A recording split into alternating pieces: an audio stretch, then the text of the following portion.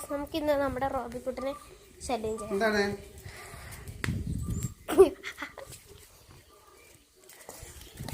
നീ തല്ലണ്ടേ? അവൻ എത്താന്ന് പറഞ്ഞിട്ട് ഞാൻ നീ തല്ലാണ്. കളിക്കടാ, കളിക്കാൻ ആളെ കൊടുക്കണ സമ്മതിച്ചാൽ എവിടെയില്ലേ കണ്ടു. ഞാൻ പേടിച്ചൊന്നും ആദ്യം കണ്ടു.